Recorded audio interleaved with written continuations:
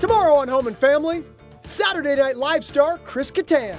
Plus, Allie makes adorable ice cream hair clips.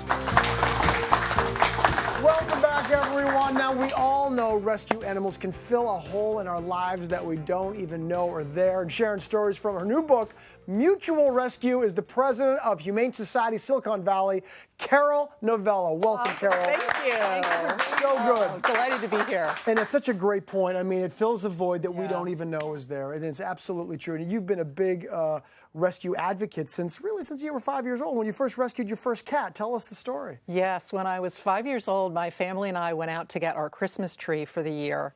And while we were there, we ran across a stray cat. And I begged my mom to let us adopt this kitten.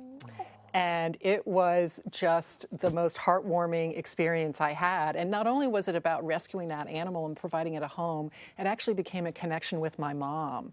And I really realized that animals are a way for us to connect with people, not just with animals. It's so true. And I mean, you're preaching to the choir when you tell that story to Larissa, because I know that your mother was also incredibly instrumental in your love for rescuing animals as well, right? Yeah, it was so interesting hearing your story, because I didn't know that originally when I was introduced to your work.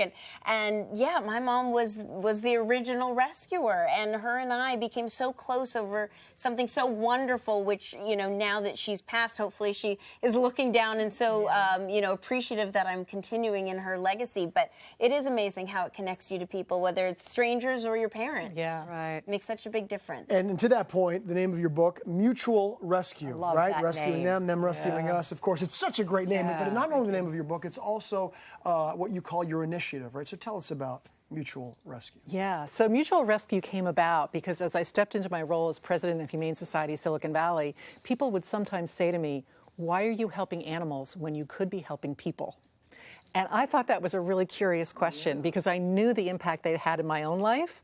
And I did a little bit more research, and I found out that of the $410 billion that Americans give to charity every year, only 3% goes to animal and environmental causes combined. Oh my goodness. Right. Combined. Combined. So that's, if we're going to split it down the middle, 1.5. Yeah, exactly. Best case right. scenario, probably 1.5. Oh, my Right, I'm sure exactly. a lot of that goes to environmental. Sure. Yeah, and that's all animal causes too. So, you know, wildlife, companion animals. It's kind of How is that even mind-boggling. possible? That really just gave me chills. That's I know. awful to hear. Yeah. So Mutual Rescue is about changing the conversation from people or animals to people and animals. Because what we want people to know is that supporting animals, whether it's volunteering or financially supporting, you're actually helping humans too. It's not detracting or taking away from humans' problems. It's actually part of the solution. Yeah, and you can help both.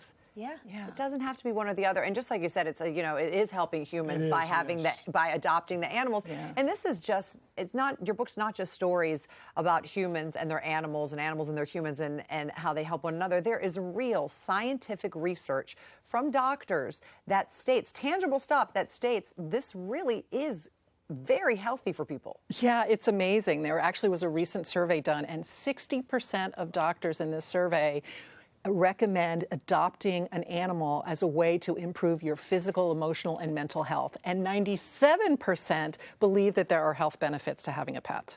I mean, I can't imagine. Of course, they make you happy. You get to cuddle with them. Eric and Petey are a great example. We had them on our show. I'll let you tell the story, but you may remember this. Yes. Yeah, so Eric adopted Petey from our shelter, and I started telling his story out in the community to illustrate this point of how animals helps people. So Eric weighed over 300 pounds. He went to go see a doctor who recommended that he adopt a shelter dog and walk the dog a half an hour a day and change to a plant-based diet. And by doing that, over the course of the year, he lost over 140 pounds. Petey lost 25 pounds, so they did it. They did it together. I remember. And that's just the physical benefits. Sorry to interrupt. That's okay. I remember talking about how it helped him to not be isolated anymore. That was a because he wouldn't huge leave the house, factor. remember? It's the best. Yeah, that was a huge part of his. I mean, he really credits this animal with giving him an experience of unconditional love. It really changed his life around and gave him a sense that he could believe in himself. He started running marathons because he looked at Petey, and Petey's like, I know you can do it, dude. And he did. And kind of what you were just saying, and something that's in your book that I really related to was the playfulness that animals bring you. Because I can be home feeling alone and look at Muppet and she does some weird, silly move, and all of a sudden I'm laughing and I'm taking videos and I'm talking to friends about it. And I know there was Judy, right, in your book, who kind of got an animal and it brought that side out. Yeah, so Judy is a wonderful story. She's an older woman. She's in her 70s, and her mom had passed. She'd gotten really attached to her dog, and then that dog passed, and she found herself all alone. And she decided she really needed to do something about it, and so she drove 500 miles to rescue Yuki. And they created just an amazing bond, totally turned her life around, gave her a reason to get up in the morning, a reason to feel needed. And it's so important because the AARP says that of people over 45, there's 43 million people that are suffering from loneliness. Oh my God. I mean, it's so important, and as far as like what pets can actually do, I mean, obviously there's the physical aspects, there's the emotional aspect. You're talking about loneliness.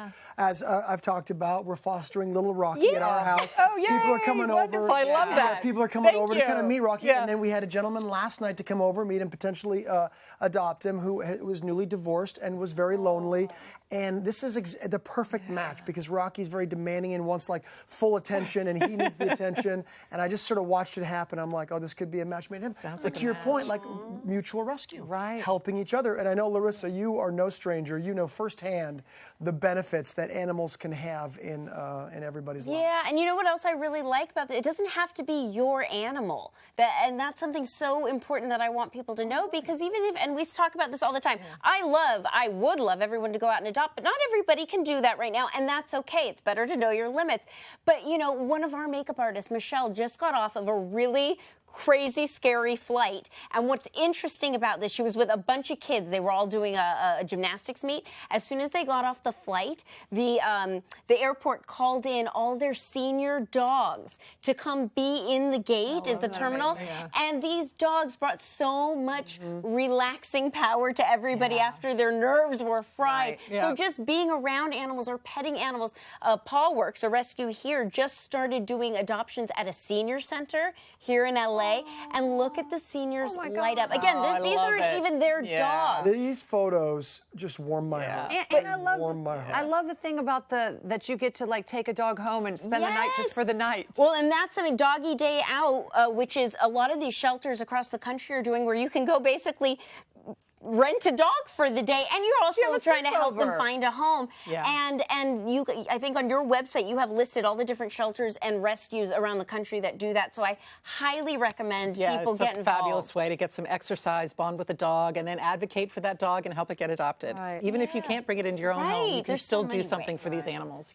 Great work. Thank really you so much. Thank you so much for being here, and Larissa, to you as well. We'll always appreciate hearing everything. Well, Mutual Rescue is available now. For more information, also please visit mutualrescue.org, everybody. And you all stick around because Kim is giving our hair a summer makeover. Come on back, everybody.